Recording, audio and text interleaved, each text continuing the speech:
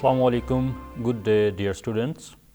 With our third unit of a module, Muslims Rule in Spain 711 to 1492. Today we are going to know and learn about our third unit of this module, which talks about the establishment of independent Umayyad Empire in Andalus, which is Spain. In that module, in that unit, we are going to know about the introduction of the whole unit, what it is all about, then objectives of the whole unit, and the references books which are used for this particular unit, and then the main topic of the advent of Abdurrahman I, the first Umayyad ruler in Spain, in the newly independent empire for Muslims in Europe, and his administration and achievements. So first of all, if we go through the objective of learning this unit, the purpose of the unit is to trace the advent of Abdurrahman I in the pages of Muslims' European history. And the second objective is to know how his rule started in establishing Umayyad Empire in part of Europe, which was Spain, and then afterwards it was renowned and famous as Andalus. So taking the important points of the whole unit, we have the various readings from where we have consulted to teach you that particular unit. And in that, the important names are Hugh Kennedy, whose book is Muslim Spain and Portugal, and then A. Brian Catless, whose book is Kingdoms of Faith, A New History of Islamic Spain. And then we have Taha Abdul Wahid Dhanoon, whose book name is The Muslim Conquest, Settlement of North Africa and Spain. The introduction of the empire, which was started in Spain, if we look at the history of Muslims in Arabs, so it is the time when Umayyads got defeated by the revolution of Abbasid family. So as you know, the students, that in Islamic history, there is, after the four caliphs, we have Umayyad dynasty as the ruler of the Arabs land. But after a couple of centuries, we see that the Abbasids, the another family of the main Arab land, took over from the Umayyad dynasty. So in Damascus, which was the capital of Umayyad Empire, that fell into the hands of Abbasids. So at that time, those who were the rulers, who were the mainstream rulers of Umayyad Empire, they were executed by the Abbasids and the rest of the whole family, except a few who were the very low in their profile in the Umayyad dynastic rule. They got chance and escaped from the Damascus atrocities in the hands of Abbasids. So in that, those who were lucky enough to escape from the Damascus massacre, one of them was Abdurrahman, who, when he started dynastic rule in Spain, he got the title of Abdurrahman I, first Amir. So he was basically the great grandson of great Hisham, who was the ruler in Damascus, in Arabs land. And then because he was the very low profile member of the family, Umayyad family, so this is what the historians, the European historiography or the Arabs historiography, got the reason how he was able to escape from the hot bloodshed in Damascus at that time. So this is what we found out, that when the Umayyads rule was finishing in the Arab land, we have seen, or the history has seen, that the Umayyads have expanded the Muslims' rule from east, which was Sindh, Damascus and Samarkand, and then that they have expanded the rule of Muslims towards the west, including the Aljazair, Morocco, and entered Europe in 711. So that was the background when Abdurrahman had to flee through various supporters on the way. right from Damascus to the land of Europe. And on that way, definitely was not an easy thing. He took almost 5 years to reach Al-Andalus from Damascus. And on the way, he also had so many issues, so many problems, so many hurdles, especially by those who were the enemies of Umayyad family or those who were part of Umayyad empire, but once they have seen that the Abbasides have taken over in the mainland of Arabs, so they started, feeling their relationships or establishing their relationship with the new dynasty in Arab. So at the end, he was successful. Abdul Rahman was successful reaching in the new land of Muslims' dynastic rule, which was, of course, established under by the Musa bin Nusair, who was the general, and then he sent Tariq bin Ziyad in 711 to arrive that European land. So that was like the bit of introduction or the background of his arrival in Andalus.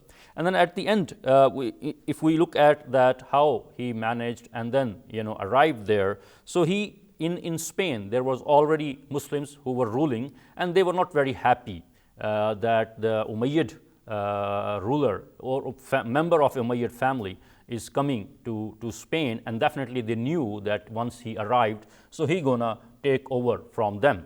So he faced the resistance from the Muslims, rulers who were newly established in that part. So he had to not only fight against the Christians who were already there, but the Muslims who had started establishing their rule in that new land. So in 756 May, he entered Cordoba, and then the Cordoba fell into his hands, and then he started approaching to the rest of the land of Spain. And then on 14th May 756, in a Friday prayer, which was the common tradition, that whenever the new caliph or the Amir took place, so his name is declared in the Friday prayer.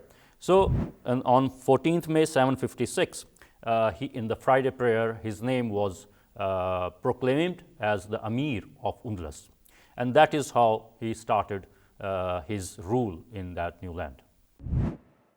So when on 14th May 756, Abdul Rahman first took over the rule of Spain, however, he was still using the name of the Caliphate of the Arab land, which was, of course, from the Abbasid family.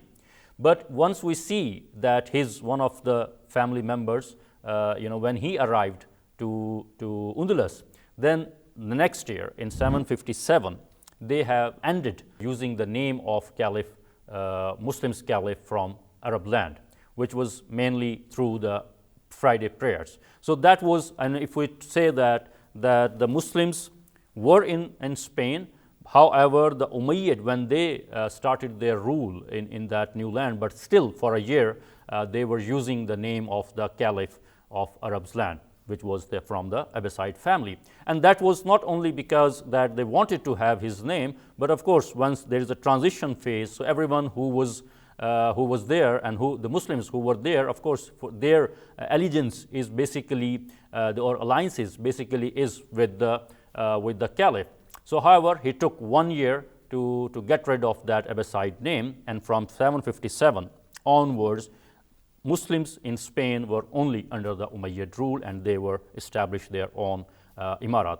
In the beginning, of course, Abdul Rahman first, he did not take the Caliph, he did not take the title as a Caliph in the Muslims in Spain. However, he continued with the title of Amir, but fully independent emirate.